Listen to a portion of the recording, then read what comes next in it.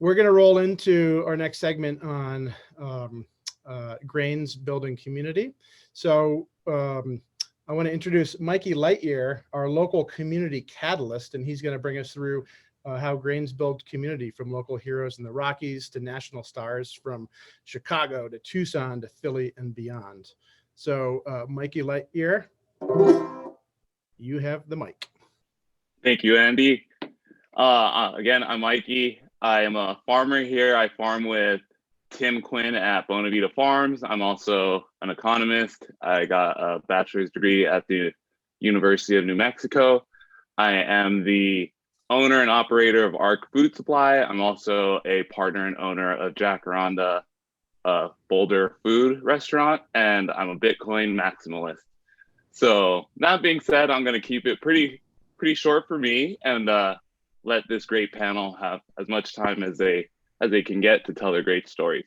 So that being said, I'll kick it to Matt and Ben of Tocabe, where they make delicious food and they have an awesome story to tell. Awesome. Cool. Thank you, Mikey. Can you guys hear me? Yes. Okay, perfect. I was worried my mic wasn't working. So I'll take the lead for Matt and I on our intro. I'm Ben Jacobs. You'll see my business partner, Matt Chandra, somewhere on your screen.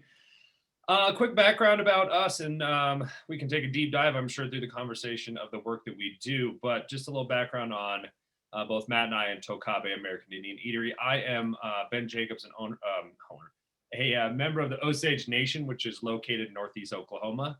And Matt and I started Tocabe, an American Indian Eatery, in December of 2008. We were young guys looking for a way to redevelop, reinvigorate, and reimagine what Native cuisine could be in a restaurant setting. So a little background, I grew up in Denver, Colorado. Matt grew up in Santa Cruz, California. We met at the University of Denver. And how we found ourselves and stumbled into our restaurant concept, then we can dive further into our philosophy. But my parents started a restaurant in 1989 in Denver, Colorado called Gray Horse, an American Indian Eatery. That was when I was 6 years old. We ended up in Denver when my mom got a job at the Denver Indian Center. So my family moved here when I was about 4 years old, and they started this restaurant in 1989, serving American Indian cuisine based on Osage tradition, Osage recipes, which is obviously the community that we come from specifically.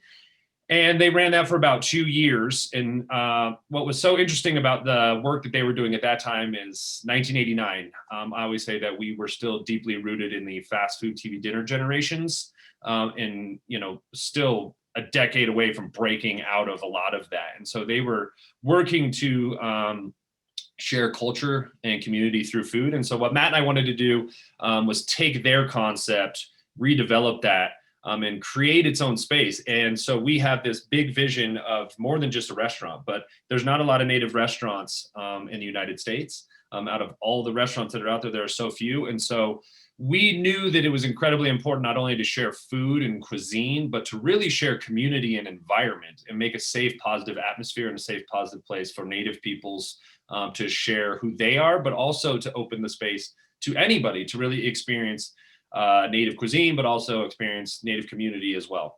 And so we've now been doing that for about 13 years. And we have a big, broad vision of the work that we'd like to do.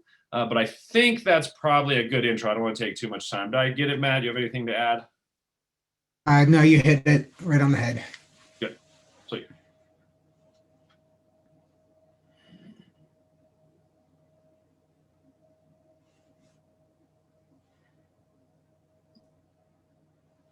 Sorry, Chef Fresh, would you like to go next? Sure, thanks. I'm Fresh, or Chef Fresh. I use they, them, and she, her for pronouns. I'm a chef and I'm a farmer. I'm originally from Eastern North Carolina, but I am currently located in Chicago, and I farm and do work primarily on the south side of the city here in Chicago. And I am the director of the Chicago Bread Club, where we share the art and knowledge of bread and promote and expand racial equity in the regional grain economy. And then I also wear a lot of other hats. My project for farming and feeding folks is called Fresher Together.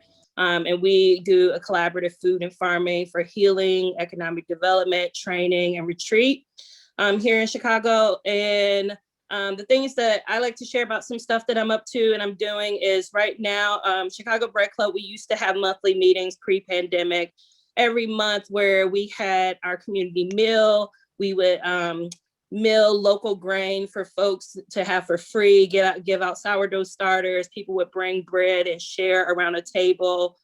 We would always have a host, a guest speaker, and there would just be a lot of sharing and knowledge sharing and community building around grain in various places throughout the city in Chicago. And so we would do that every month.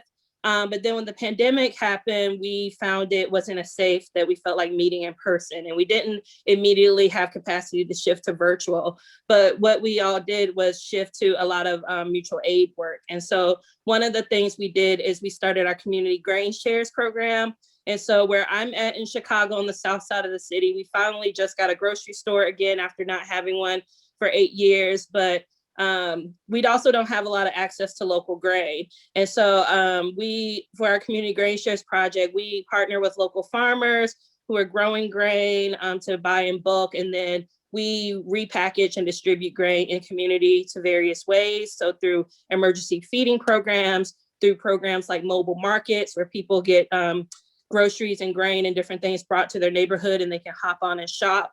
And so we do a lot of redistributing of grains to get more grain access on the south side of the city, specifically in Chicago here, which is mostly the Black and brown community. And then other projects that I'm involved in where we do more redistribution of grain too is every week on Wednesday, that also started out of the pandemic. I'm a part of a project called Farm Food Familias, where we take produce and that might have been not used on farms, things that are in excess, as well as local grain and things. And there are four of us chefs who are cooking meals. And then we package the meals and get 350 meals out every week to folks in community as a part of our mutual aid work. And so that is a piece of what we're doing. And then finally, one of the projects that I'm involved in with local grain is our Neighbor Loaves project, where we support local farmers by buying grain from farmers, and then we bake loaves, tortillas, bread, sweets, whatever there are, with at least 50% local grain. And folks in community, our neighbors and folks, can buy those loaves of bread, those tortillas, those buns, those cornbread, pans of cornbread, to support people in the community. And so I bake Neighbor Loaves whenever I get orders, and I put them in community fridges that we have in our neighborhood, where people can come and take things out of the community fridge, or if they have an excess of stuff, they can put them into community fridge. And so those are some of the projects and things that I work on. So a lot of my work in general is around making food, really delicious quality food, accessible to community, and doing that work through a mutual aid model. Awesome. You sound busy. Would you like to go next, Nate? Sure. That's great. Really honored to be here. I'm Nate Kleinman. I use he, him pronouns.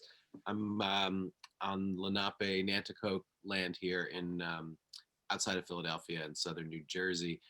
I am co-founder of a nonprofit called the Experimental Farm Network, which is based in Philadelphia. We started in 2013, and a lot of the intention with EFN was to do the kind of perennial grain work that the Land Institute has been doing, but to use an open source model and a real grassroots citizen science-based approach.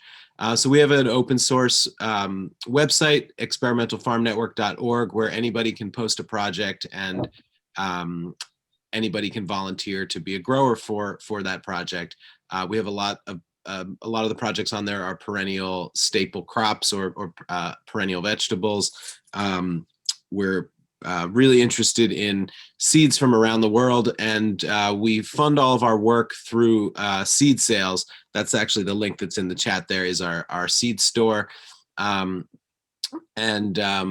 This year, I think we had over 300 seeds on offer for the first time. But we have a real social justice focus as well to our work.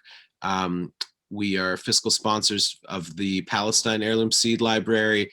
We do a lot of work with rematriation of crops to the people from with whom they originated.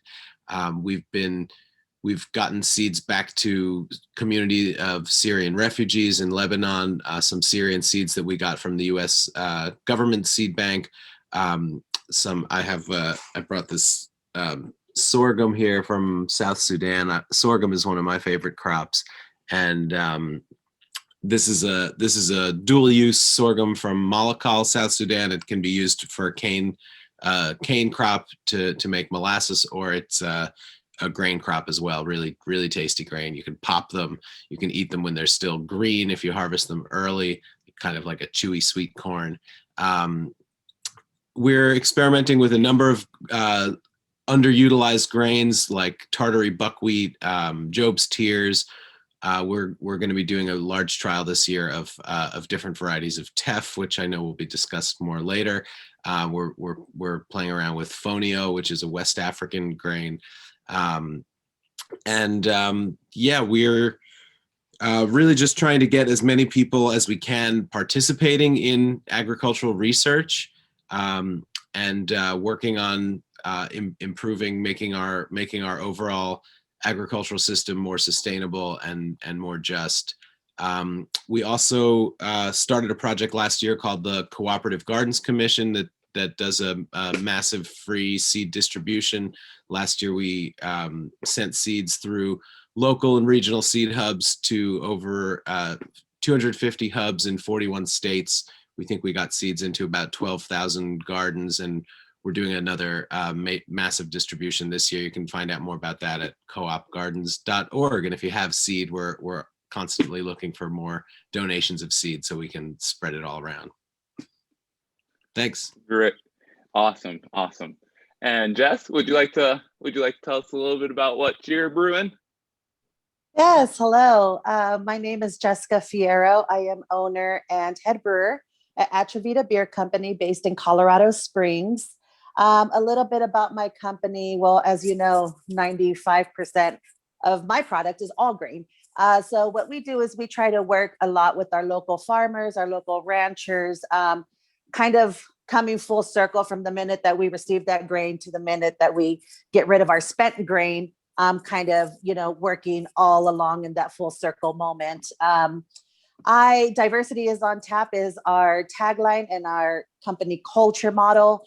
What I like to do is not only educate on beer and its ingredients, but also have a sharing of cultures and creating that safe space within my company and the guests that we welcome into our place, to really just have a sharing of cultures and be able to interact with one another in a safe way, and network with folks, and really just bringing everything back to the pint of glass that we're drinking. So it's kind of exciting, and really just building that sense of community is huge. Giving back to the community is huge. So working alongside each other is one of our biggest goals, and this is what we continue to do. Great. And did you have anything to follow up? Okay. And then Don, are you there? Hey everybody, how are you? I'm Don Guerra from Tucson, Arizona, and the owner, founder and baker of Barrio Bread. I've been a baker for 30 years and absolutely just love what I do. I started a company in Flagstaff, Arizona in 1995 called the Village Baker, and another in Ashland, Oregon 2 years later, Village Baker of Ashland. I ran the company for years and sold the bakeries and went back to school at the University of Arizona, where I went to school before for anthropology, but second time around I earned teaching credentials, and I was an educator, public school educator, and really enjoyed that too, but always had a passion to get back into the bakery. And I did that in 2009. I started a bakery out of my garage, which was a crazy concept to people back then, but now I think it's becoming more and more popular, the cottage food to the cottage food license. I developed the company over 8 years in my garage, made about 375,000 breads by the end of my stay in my garage. And then 2015, 2015, was able to get a USDA grant of my own, local food promotion, and that helped me get the monies to move from the garage out into a premises. But I had been working with local grains. I started a grant in years before that in 2011 with Native Seed Search and a group of farmers and processors and other bakers and brewers. And so we got a real taste of like local grain economy development. We got really excited, planted 4 acres of test grain, white Sonoran wheat. And we learned, you know, it was a great model. It wasn't the perfect grain to be making breads, but it created this beautiful model of what was to come. And so I had the opportunity to make bread with that grain, which is always a dream for me. It was a dream to right from the field to, you know, have it in my bakery and process it and make beautiful loaves. It worked. So we really just got after it. And, you know, now my bakery, Barrio Bread, is my new company. And I source about 270,000 pounds of grain from 90 miles away. So I'm really proud to have a sustainable system and have sort of a green bakery. You know, I know my farmers, I help recruit the seeds. You know, I'm involved in a lot of the planning year to year. And so I love to recruit other people, other brewers and distillers. I love collaborations. I just recently made a beer with a local brewer based on local grains. And so this is kind of the work I love to do. I brought in education. You know, I'm definitely an entrepreneur, so I bring in that in. And I just enjoy working in my community and making delicious bread. And so also, you know, in 2000, or a few years ago, 2018, I was awarded another grant for USDA, from USDA for Barrio grains. And so my new company, and I have an awesome team for this, but trying to source grains from farmers, and it's repackaged and blended, and education back out to the community on how they can do it themselves. So I share all of what I do. I've kind of brought in that big educational background to make it a big part of my business now. So education outreach, so important to the success of my business, teaching other people how to bake, from professional bakers, you know, refining their skills, or home bakers, using a lot of video course to do that through breadlessons.com. But it's just been an awesome run to, you know, kind of pulling all sides of my education, from anthropology, you know, to the education degree, and the baking, my love of baking, to offer this community supported model, which I think is becoming more and more popular, but it's a sustainable system. And yeah, that's me. I love what I do. I love the education part, and, you know, making great bread and sharing all information that just comes to me. I just like to pass it back out to everybody. Is there a way for people on the call that would like to try any of the grains that you have to yeah, visit my take part in what website. you do? Yeah, visit my website, barriobread.com. And then you can look through my website there and see the grain page. And we're working on shipping soon, but you could kind of see what I'm up to. There's a lot of good information on the website, you know, story, the background of the company, good articles. But yeah, this is sort of like what I want to develop, this community supported model. And through the pandemic, you know, my company did really well, especially the teaching site, because I had built that a year before COVID. And, you know, I found my bakery just became so popular, a place to get breads, but also a place to get information and gain knowledge on how to do it. Everyone's trying to bake that sourdough bread. So, you know, just clicking that button and buying the video course. And then I had the flour in my shop, you know, when all the grocery markets shelves were cleared out, you know, I have grain in storage 2 years. So it was like a great place for people to come to know like how important it is to create these models, like this local grain economy model that's sustainable. So when all the commodity grain is wiped off the shelves, you know, my people can come and go, wow, this really matters. You know, building this for the community really matters, to have something in place. And my hopes are something that's going to last in the future. My legacy will be grains growing in the community, people knowing how to make natural leavened breads with no sugars, no oils, just the good stuff, and making a variety of products. So I work with other food makers, you know, tortilla makers, naan makers, to, you know, other ethnic people when their breads, to get them interested in local grains and see the benefit, and in turn promoting them, you know, through social media and backing them, and sometimes subsidizing their grain. But people realize like, wow, how important it is to support each other, especially during those pandemic times.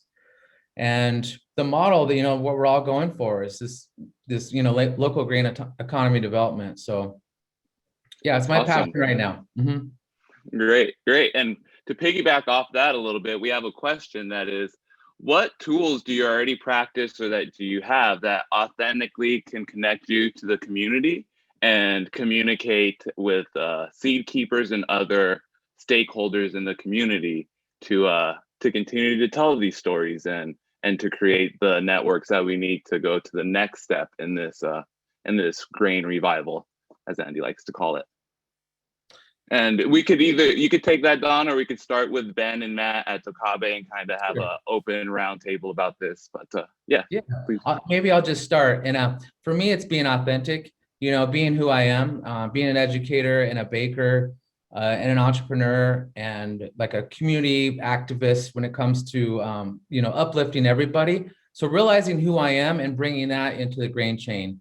Not trying to be a farmer. I'm not a miller. I love to learn about those things, but for me, it's involving everybody and creating knowledge networks and relationships that we all can support each other through our different contents because we all need each other. So kind of creating this loop and connecting it, and then everyone kind of like working within their content and their expertise, but supporting each other because we all need each other to do it. So the more we realize that, the stronger we are, knowing that this is bigger than one person. The difficulty of being a farmer and then a baker and then a community selling their grains out in the community or breads. It's difficult, but if we realize like working in our own content, and that's been my success, is just bringing everyone in and sort of like bakers can kind of be that hub, that connector to a lot of people, and that's kind of where I found myself now. But that's been what my thoughts are about it and how we can move forward and all benefit. That's great. And Ben? Yeah, so jumping in on that, one, I mean, the thing that I love about the panel and the work that everyone's doing is that we all clearly have a very similar vision, all relate so well in our direction, supporting community and development, in all ranges of things. And so, I mean, specifically speaking for us, and it's very similar to what Don was saying is, Matt and I, we're keenly aware of what our role is. Same thing, we don't grow, we don't ranch, we don't do any of those things. We are the tail end of the supply chain. We are the ones that get the ingredients into our hand, redevelop that, and get that out, just like fresh, creating with the ingredients, with the food. And for us specifically, again, we have this balance that we always must ride in our company, is that we have to stay culturally aware and culturally connected, culturally committed, culturally appropriate. All of these things we must stay connected to, while at the same time staying balanced and being business driven. Because for us to continue to perpetuate our philosophies and our vision of what we'd like to do to embrace Native community and share the positive nature of what we are and who we are as people, we must stay authentic. I mean, that is the true essence of what we do. And for us specifically, starting as an Osage specific restaurant through recipe, Matt and I now understand, over 13 to 15 years of working on this, is that we are an ingredient driven restaurant now, because we barely touch the surface of what Native cuisine is. What is Native cuisine? It's still being developed. I like to say that we are the oldest cultures on this continent, but in many ways we have the youngest cuisine, because we as a community are developing this cuisine. Now we have the ingredients, but we're developing the cuisine. So who is it for Matt and I to specifically say, this is what it is? No, it needs to be a community-driven effort. And so that's what we attempt to do. And how do we do that? Through conversation, through dialogue, through connection, through relationship. We must know from community members what properly represents them. So if we're sharing an ingredient, for instance, a hand harvested wild rice, we must make sure that that is a proper representation of the community, because then we have the ability to then redistribute that into the hands of people that don't always have access. And it's just like what Fresh was saying, is like, how do we create accessibility for all of these things? We can do it on a community level, but also, speaking about us directly, is that we have a motto that we follow is, most restaurants, especially now, are focused very locally driven. Local, which is fantastic. And Matt and I follow that philosophy as well.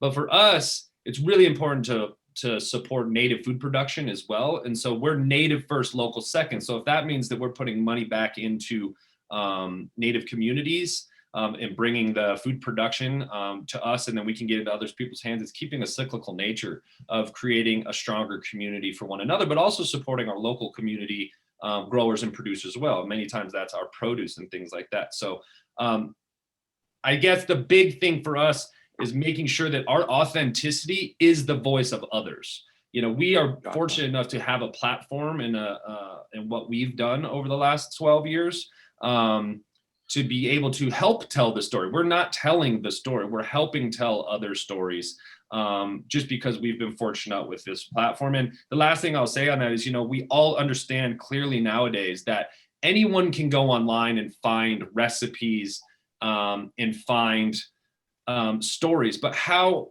true are those and where do those come from? So you could go online right now and search American Indian recipe, Native American recipe. Who knows the true origin of that? And so for us, if we're ever going to share something, it's it's a hand-to-hand relationship that if we're going to share something, it needs to be taught and learned from the source, because it has to have the true essence of the meaning and the purpose and truly the community behind what we do. And again, so our approach is making sure that it's all relationship built and it's all, you know, actively engaged with those that we help represent. Sorry, I don't know if I took Matt, if you want to jump in, I took a little more time. No, definitely. You touched on a lot of things I was going to touch on too. Going along with Aubrey and Ben and Don, you know, one of the things with that cyclical nature of the systems that we're trying to focus on and build in our community is also looking at food as a language. So food, you'll see the evolution of how it started to where it is today, and all that tells the story. And as we grow this and as we build our relationships and build our networks, we find about another producer just by talking from someone that we may have never known. And then all of a sudden we bring them into our fold and we get to learn about what they're doing, how they came to be growing. And those tools right there allows us to build a stronger community and then amplify what they're doing. Because if we didn't know about it, maybe someone else didn't know about it. And then all of a sudden we start talking about them. And so that just starts building that foundation of community to allow each other to connect holistically. Sorry, can I just say one more thing and then I swear I'll stop and pass on. But I just think, like, because looking at Matt's, you know, his picture and that photo behind Matt is like the essence of what we attempt to do as a restaurant. So you have like red quinoa on one side, you have Ute Mound Indian corn, which is very local to where we are. And then you have Ramona Farms wheat berries behind them. Those are 3 ingredients we use, and they run the gamut and they cross borders and things like that. But that's our philosophy, is local food right there from a tribal community to, you know, a broader reach with quinoa. But why do we use quinoa? People ask us that, is to help tell the story that it's not just a superfood anymore, that there's a community of people and there's stories behind where that comes from. And then the wheat berries, it's also a native food producer and it's a non-indigenous ingredient, but it's important to their community. And so for us, we must support that. So if it's important to their community over hundreds of years, then them as a business, we should be supporting them. Because again, it's the rising up of all of us in order to maintain that we have success for future generations. So I just wanted to say that because that's kind of our philosophy and an image behind Matt kind of right there. Great. Bresh, would you like to, it looks like you might have a few things to add here. I was just nodding forcefully in agreement with all the things that I was hearing. And I think for me, I'm reminded of a lot of the stuff that Ben was saying around connecting with people and stories and hearing those things being shared. And then it also reminds me of things that Nate was saying earlier around finding those seed varieties and getting them back into people's hands who are needing them. And so one of the things that's been really important with my work is just connecting with folks and hearing stories. And oftentimes there'll be stories of like, oh my God, my grandma had that corn, you know, or, you know, these things, or that bread reminds me of the sweet bread that like my auntie used to make back home, and you know, and thinking about those things. And so like at Chicago Bread Club, we would always have intact grain. And so we would mill it at our meetings, but also give it away as seed. And so it's been really great to listen to people, look at grain that they haven't seen or they haven't had access to, and be able to just give it to them to plant, whether it's in their backyard, their community garden, or on their small farms, and really feel like, you know, getting that full picture of their story and those memories that they have connected to that, and be able to connect them to seed. Oftentimes seed that we've gotten from white farmers, because that's predominantly our market here and who we are able to get stuff from. But they're growing these varieties that people are remembering from their childhood or remembering from their grandparents having it, and then being able to take that and like have them mill it, even to just bake something for themselves, or to make, you know, grits, or to be able to get those things out in community.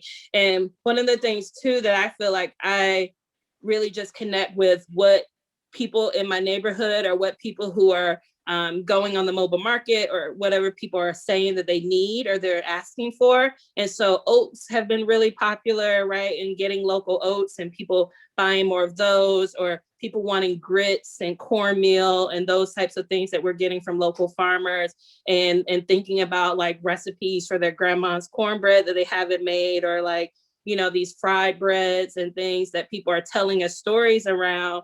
It's just really great to connect with people to see what it is that they want more of, or that they're looking for, and figuring out how to make those connections. And a lot of that has happened in grain and staple crops, and also beans a lot, like varieties of beans and whole beet peas and crowder peas and things like that, where people are not readily getting them where they're looking, but having these varieties that remind them of visiting their aunt in the South, or visiting their grandparents, or those stories have been really great.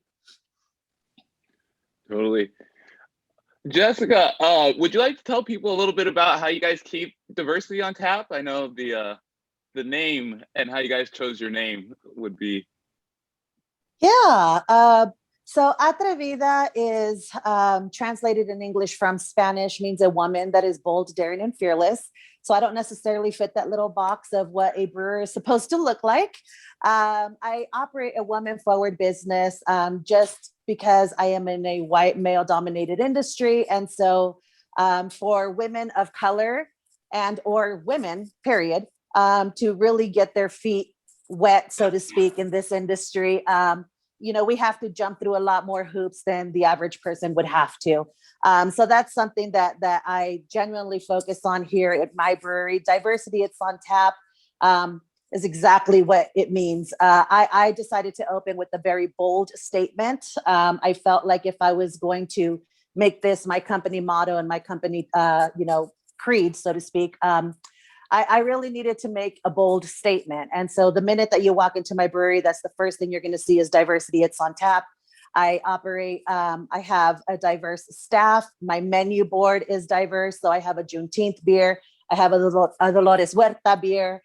I have a drunken churro beer. So everything that goes from my culture to other cultures, and kind of echoing what Fresh just said, is really just having that personal connection with folks. I'll share a very, very quick story. I was a part of a TV show back in the day, back in 2017. It was called BEERLAND, and it was a show that aired on VICELAND, the channel. So I obviously started as a home brewer, and I also started out of my garage. And I landed on this TV show by pure accident. And I went up against 5 different states. So it was California, New York, Hawaii, Colorado, and New Mexico. And so the whole goal of this show was to find the best home brewer. And I only had one beer. I had 3 bottles and 1 beer that I was going to be putting toward this competition. That beer happened to be a beer that for me had a very special meaning. So it was a tribute beer to my grandmother. And just as a backstory to that, I used to spend every summer out in Mexico, and my grandmother's way of giving back to her community and being a part of her own household was to create these tamarind-based candies that she would make from scratch. And then she put 4 or 5 in a baggie, and we'd go out and we'd sell them with her out in the community. And so I took this same recipe, incorporated it into my beer. That the style was a beer de garde. And fast forward to this TV show, I'm telling the story. and people really started to connect. People love to feel invested in a product. People love to feel that they're part of a cause. People love to be able to resonate with what it is that you're putting forward. And for me, that was my biggest aha moment coming into owning my own brewery. I had actually shared this beer with some folks that my mom had rooting for me at the time. And one of her doctors actually came over and pulled me aside because I had shared my beer with her. And she said, you know, Jessica, is there tamarind in this beer? And I said, yeah. I said, it's tamarind based. And she goes, do you know that tamarind is the #1 ingredient in India? I said, oh my God, no, I don't. And then I shared my story with her. And all of a sudden we're having this sharing of cultures. And so that happened for me when I won the TV show. And so I brought a moment, and I really wanted that to be the broad moment of coming to Atrevida. So when you come in and, you know, I work, for example, my Juneteenth beer, I worked with the Black and Latino Leadership Coalition. I had them come in, read what Juneteenth was, gave like an educational type forum on it that was like 5 minutes or so. And then we cheersed and we released the beer. And now people had something to talk about. We had a dialogue. I do the same thing when it comes to, you know, our products. I think in speaking in terms of like, what tools do we have? I think education is probably the biggest tool that we have at our disposal. And, you know, for all intents and purposes, I think in most cases it can be free, you know, is really having that personal connection with people who you're working with, and then people who are buying from you, you know, taking, you know, in my case, taking my brewers to the production plants, taking my brewers to the ranch, you know, taking my brewers to the farmers, and really having them see and have a deep respect for where these things are coming from, the people behind that. And it's not just a bag of grain that's showing up at the brewery. So I think really just having a sense of history, that personal connection, and then that educational factor, I think, are key in kind of the tools and how to bring everything, you know, kind of that big circle of life together. Great. Nate, I know that you do a lot of work bringing together different cultures, and what you said about your getting seeds back to the people that had grown them first. If you'd like to jump in a little on that. Sure. Yeah, this has become a much bigger part of our work through the years. And, you know, when we started 8 years ago, I don't think we realized the extent to which we would end up with seeds that were part of other people's cultural heritage, and you know, have been lost for so many different reasons that you know, ranging from a culture just being alienated from its agricultural heritage to war or you know, economic dislocation, various reasons, slavery, and so many terrible things in history. So I had a couple of stories that I thought I would share. One is these are some pods for actually, it's not a grain. This is a type of indigo, sea island indigo, that is a species that originates in Central America, but in the 1700s, through British colonial officers, found its way to the sea islands off the coast of Georgia and South Carolina, where enslaved people who knew how to grow indigo from Africa, a different species of indigo, were forced to grow this Central American species. And there was about 20-30 years when there was an indigo industry there. And then the Revolutionary War disrupted the trade routes back to England, and it stopped being grown. But this particular species on an island called Ossabaw went feral. And in the last decade or so, people found it and realized, oh, this is Central American indigo. This is Guatemalan indigo growing in Georgia, descended from this population that was cultivated by enslaved people 250 years ago. And so, you know, when these seeds came to me from a white professor from South Carolina, and you know, when something like this happens, and I grew these seeds and turned out I could get quite a crop of seeds from New Jersey. You know, there's in this seed work, there's three C's are really important when you're dealing with cultural seeds: consent, compensation, and credit. And so the people who came from those enslaved people are now the Gullah Geechee people in the Sea Islands area. And so I know a few people of Gullah Geechee heritage, and I reached out to them to say, hey, how would you feel about this seed being made available, sold through our nonprofit, and what are some organizations that might benefit from this? So, and then as far as credit goes, if you look at our website, this is one of the longest stories that we've ever written. It's about a 10-paragraph description where you go to some seed companies and they have 3 or 4 sentences about what something is, and we have a little mini novel there, because telling those stories is really what it's all about. This is a really profound part of somebody's heritage, and to just explain it in 3 or 4 sentences is just not adequate. The similar things happen, and sometimes in this work it's we do things that we're not sure if it's the right thing to do, but it's how we just try to be humble and build real relationships with people as much as possible. And I was given seeds a few years ago by a Cherokee seed keeper that he got from someone in Oklahoma that come from it's a Lenape variety of blue corn called Lenape blue pulling corn. And that corn, as far as I knew, was not in wide circulation at all. And I have developed some relationships with local Lenape peoples here in New Jersey, the Nanticoke Lenape in South Jersey, and the Ramapo Lenape in Central Jersey, Central and Northern Jersey. And I only had a very small amount of these seeds, and I showed them both the seeds and said, hey, this is what I have. How would you feel if I grew this out this year and do my best to keep it pure? Because with corn, if you only have 100 seeds or 200 seeds, that's the bare minimum you need to maintain genetic diversity in future generations.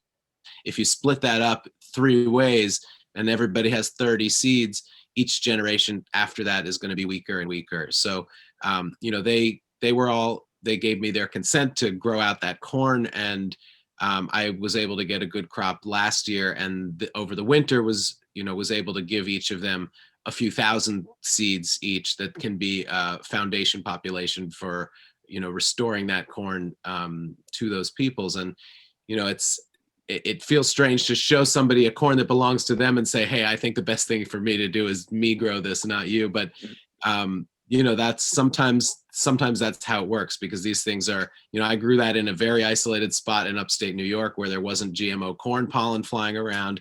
And down here in South Jersey, that's just not the case. There's no place to do that where you can be confident you can keep it pure.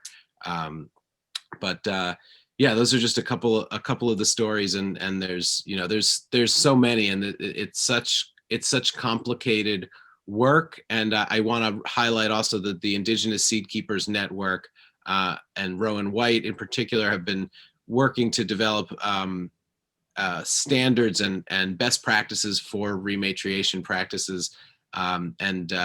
They're a major resource and inspiration for this kind of work. I believe they're going to have some information coming out.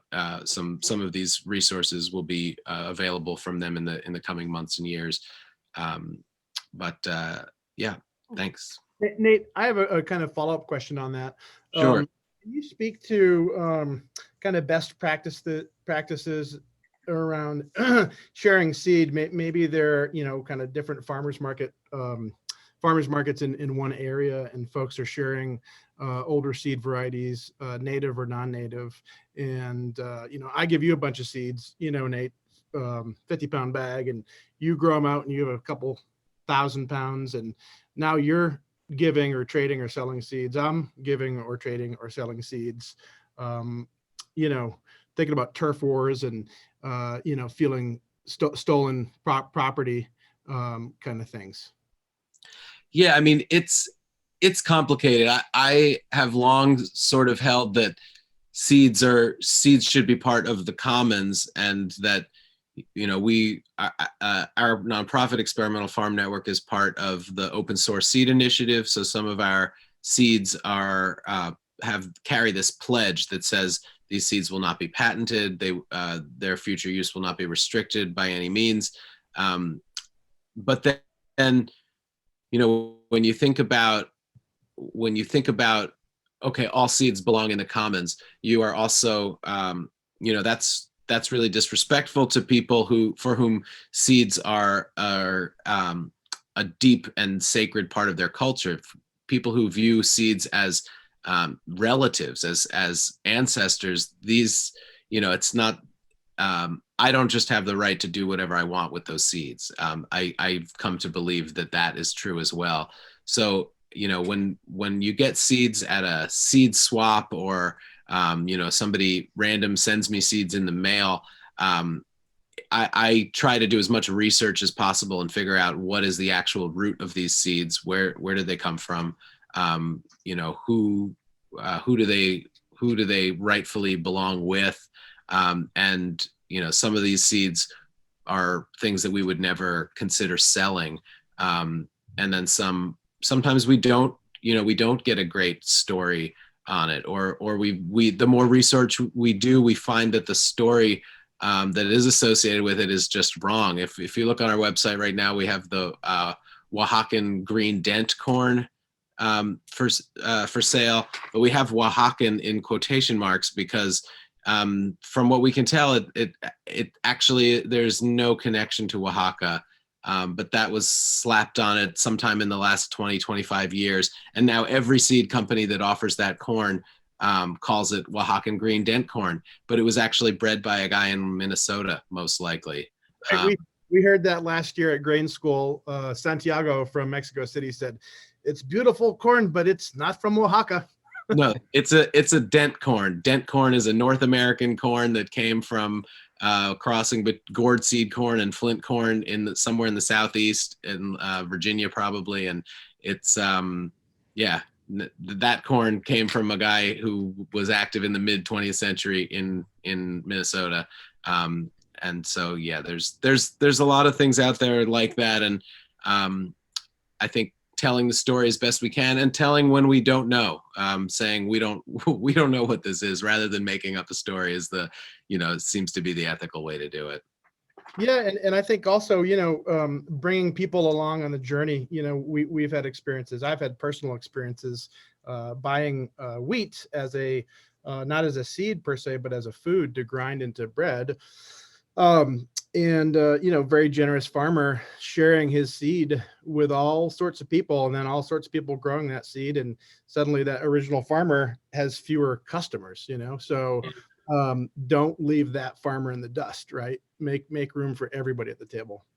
Absolutely, yeah. We work with a lot of small growers around the country. We're a small nonprofit ourselves, and sometimes we hear a grower says, "Hey, I've been reached out to by this big seed company. They want me to grow out this crop that I'm currently growing for you. What do you think?" And it's like, well, you can do that. It's your right to do whatever you want. But just know that this is, this variety has become a real cornerstone for us. And if suddenly it's available from this big company, that's gonna have an impact on our sales. And but seeds are free. We do believe that, and so ultimately it's up to them. Awesome. Thanks. Thank you. Totally. Don, is there anything you'd like to add, or Matt, Ben?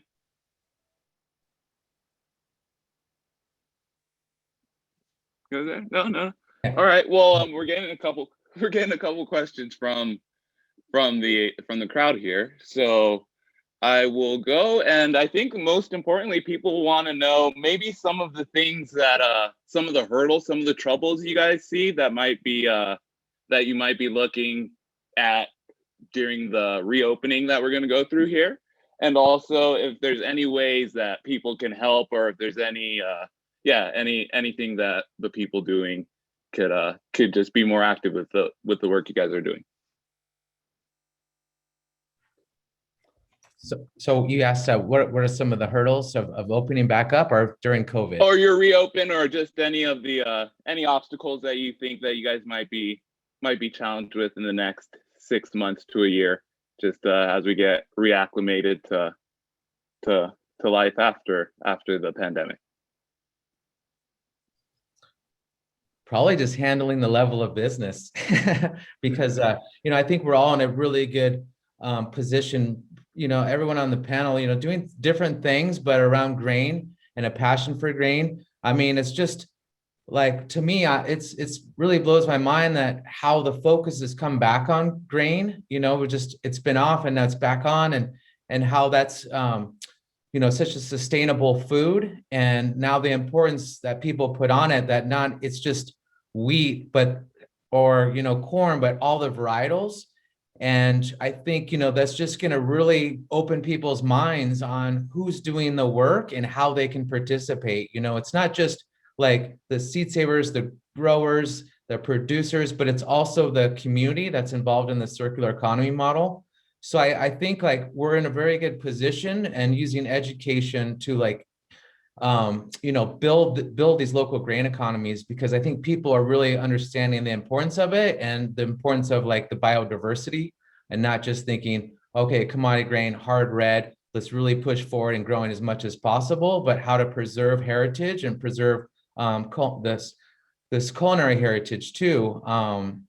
And I think that's really like a beautiful thing that's coming up that I'm seeing in my community, and I know it's happening in everyone else's community too. But I feel really positive, and I think this is just going to gain more and more attention on how important it is to form these grain chains and how to support small scale farming and these community supported bakeries.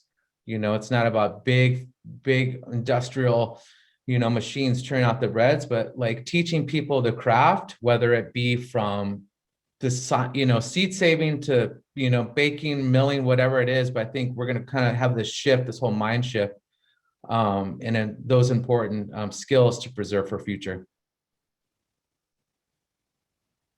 Great. Anything anyone would like to add to that? Yeah, I can jump in just because, for us, obviously, I think everyone knows that over the last 12 months that the restaurant industry, in many ways deteriorated and kind of had a catastrophic collapse. So for us, actually, a year ago yesterday, we ended up having to close for 62 days just for protection of our own team, protection of ourselves, and then to, be good community members and make sure that we weren't doing anything. Anyways, making sure that we did the right thing. But, through the last year, and I'll try and go through fast, what we wanted to do was to continue kind of our work and broaden the reach, because what obviously I think we all understood was that food became really difficult to get your hands on. It's just like Don was saying, like all of a sudden everyone's coming through like, oh, you have flour, you have it. I need that. People were starting to starting to understand that food was truly important again, and how fast that it can go away. And so what we've really been working on is building this online pantry, because the thing that Matt and I over the years have become very good at, obviously, is building the partnerships and then sourcing ingredients. And then again, how do we get that back into the hands of people that need it? And so what we've built is this kind of online pantry market where you can go directly to us and you can find ingredients from all sorts of different food producers from all over Indian country that we can get into your hands. So whether that's various forms of beans or corn or rice or maple syrup, maple sugar, anything from a native food producer, honey, that's native produced, how can we get that into your hands?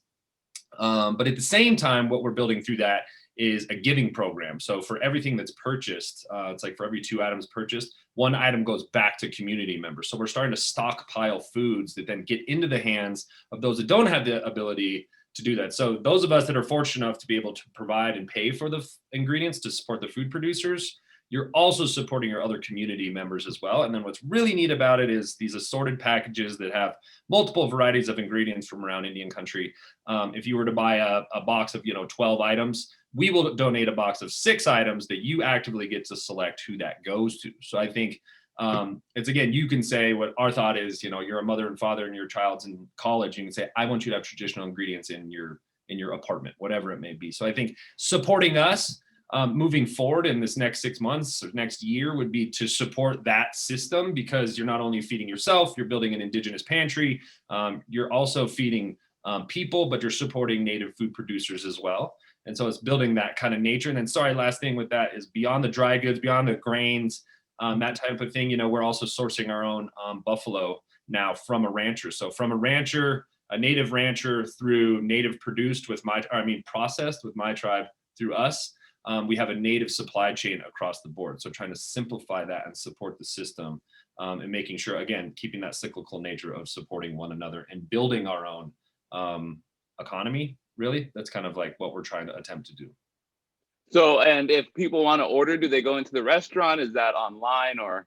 So we'll have a big launch of a website that people can go to, but also, obviously supporting the restaurant as well, because what we're attempting to do through the restaurant is the restaurant is buying these foods as well. So everything that we buy, food goes back into the donation program as well. So we're a part of it. Again, it's that community-driven effort that we're all attempting to be a part of. So just because we have the restaurant doesn't mean that we shouldn't be putting into it. For every time we need a certain type of bean or we need wild rice, we buy from ourselves, but then that obviously goes back into this program as well. So again, that's kind of our next phase. So just keep an eye out. I think that's a big support for us, because it's not just support for us, it's support for many. And I think that that's what we're all striving to do, is the support of many. Mm-hmm. So, Matt? Jumping in on hurdles specifically, for us being in the restaurant industry, some of the hurdles that we foresee is, there could be this huge onslaught that Don talked about of business. We also see slowly comfortability within our own crew members of, we have slowly been able, over the last week in Colorado specifically, had the eligibility for, our frontline restaurant workers to be eligible for the vaccine. So we've been able to get our staff vaccinated. And now understanding and giving them the safe place of understanding, well, this is going to change. Colorado specifically is lowering mask mandates. And so that protection that they had with the plexiglass and the mask is slowly disappearing. And their comfortability, because, we still don't know what's going to happen with variants or anything else, that they could still contract this, but they have to come to work and they have to, bring money home. And so just trying to figure out how we guide them through this process and give them that space to really talk about, what this means for them moving forward, right? And just going through staffing levels and really focusing on making sure our quality and consistency is there, no matter what's getting thrown at us from the outside, right? Is one of the big hurdles that we're trying to walk through right now. Totally, that's a great insight. Fresh, I know it sounds like you have a lot of moving parts that are going on. So is there anything that, especially with like stocking things or anything like that you would like to speak to while you have a crowd? Yeah, I think one of the things that I think is a challenge is, the sustainability of a project when you are doing very low cost or free items. And we are also implementing a community grain shares box that'll be a curated box that is paid for. And so folks who have the means to pay for it, we're hoping to launch later this month. But get really rolling in May. But hopefully folks who have the means to pay for those types of boxes that we curate with local grain and fun recipes and sometimes some books and zines and things would pay for those so that we can continue doing the work on the community level where we can supply emergency feedings and we could do low cost purchasing for folks in the community. So we're trying to figure all of that out and source from some local growers that, some of the ones that we already source from, but even expanding beyond the folks that we do source from to even more local growers to kind of curate that box and get that rolling for folks to purchase and all of that. So I think some of the things we're looking into that is also when people aren't buying locally, figuring out shipping, figuring out logistics and those types of things. So continuing support around that work and donations so that we can keep our community level stuff happening as well is what we're figuring out right now. Great. Jessica, Nate? I would just echo everything that has been said again. I think the biggest thing is going to be to support local and support small businesses. A lot of us are still feeling a lot of the aftermath of what came with 2020. A lot of us are still, trying to play this catch-up game. And I think the most important part is to know that us as small business owners, we're fully invested. Some of us have put everything on the line, and some of us haven't, but at the same time, we all have a staff, we all have this network of folks that we're responsible for and that we want to be able to still provide for in terms of payroll and everything else.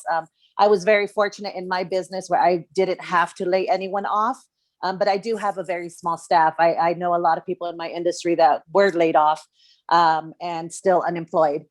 Just because business was not there. And so I would really encourage folks to truly support, especially, the restaurant business. For those of us in the brewing industry, so we were deemed essential. However, if we don't have any food tied to us, we don't have a food retail license. So we kind of get lost in the mix. So our licensing is manufacturing and distribution. And so a lot of those grants that go to restaurants, taverns, brew pubs, breweries actually don't get. So just kind of keep that in mind. I know a lot of times we're not super familiar with the licensing or anything else, but anytime that you support a small business, you're supporting your community. So I would really encourage folks to do that. It's kind of funny. The seed industry is sort of had an opposite experience to these other industries, while restaurants and people who rely on people coming somewhere have struggled in the past 2 years, year and change. The seed industry has had record sales because more and more people are growing. Most of us do our sales online these days. Our nonprofits saw our sales triple between 2019 and 2020, more than triple, and we've now surpassed last year's number in less than 3 months of selling seeds this year. So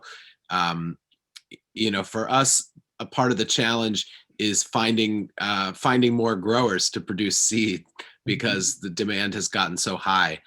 So one of the things that we're doing is we've been working to help start a black-led seed growers cooperative in the Southeast, which is an area where there's a lack of seed growers.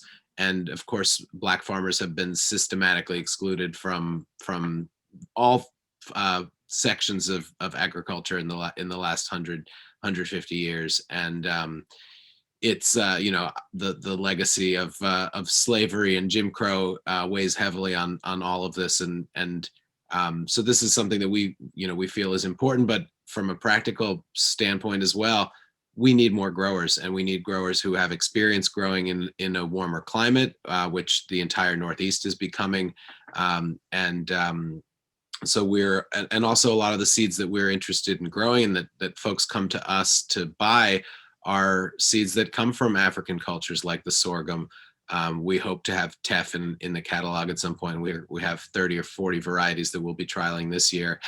And, we'd like to have those grown by Black farmers because that is what makes the most sense. So that's one thing. And I will just say one thing we did between last year's catalog and this year's catalog was to offer a lot more grains, things that we might not have considered putting in the catalog. People are interested, people who are growing at a garden scale are interested in growing grains like never before. They're interested in growing beans like never before. These, people are concerned about the food security of themselves and their family and their community. And so they want to be growing nutrient dense staple crops, and it's something that people can do. We think of grains as only being grown on a large scale, but there's no reason why you can't have a small stand of sorghum in your backyard. If you have, even if you have, 10 by 30 is all you're working with, you can still grow pounds of grain that can supplement your family's diet for the next year. This year I think last year we maybe had 2 varieties of rice, and this year we have half a dozen. We have upland rices that can be grown in regular garden soil and can produce a whole lot of grain. We hope to be offering more in the future. I think we have over 10% of the seeds that we're offering this year are grains, which has never been the case before.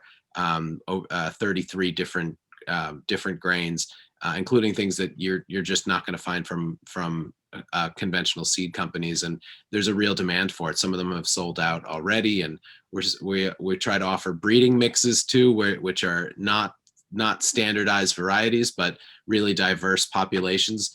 And the more people who grow those grains in more different different climates, the more variety we're going to have in the future, because what starts as one person's little packet of seeds in the backyard could become, in 5 or 10 years, could become a variety that, Don is baking bread out of, that's available commercially at a large scale, because grains produce exponentially. So you can really scale up in just a few years. And if folks want to get involved in some of the research projects that we're doing, you can check out experimentalfarmnetwork.org. But yeah, I would just urge everybody to think about growing grains yourself if you never have before. Awesome. Well, yeah, that was amazing. So if like the panel would like to go around and just talk about any like Venmo or donation links that anyone that you might have for people to get involved with. And we're going to be showing some slides about some information about each of your organizations. And yeah, we can just kind of wrap it up here with any closing statements.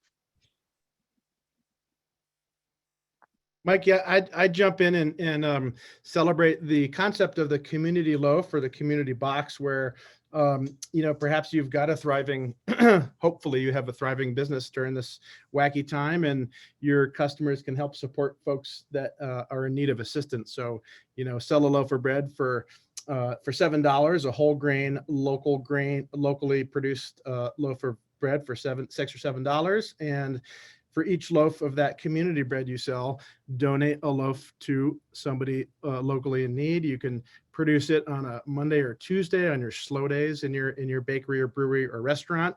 Give your staff work on those slow days, and your community is supporting that. You take that once a week or twice a week to the food bank or the church or wherever needs help. Awesome.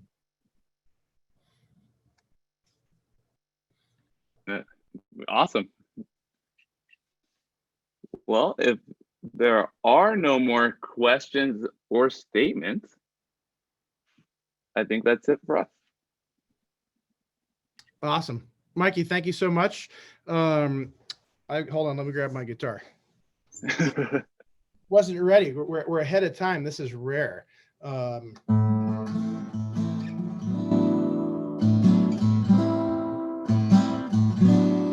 Thank you, Mikey.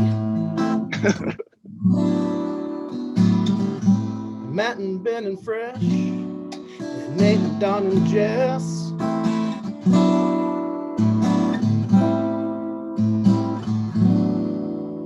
That's called Summertime. I don't know any songs called Springtime, but if I did, I would have played it.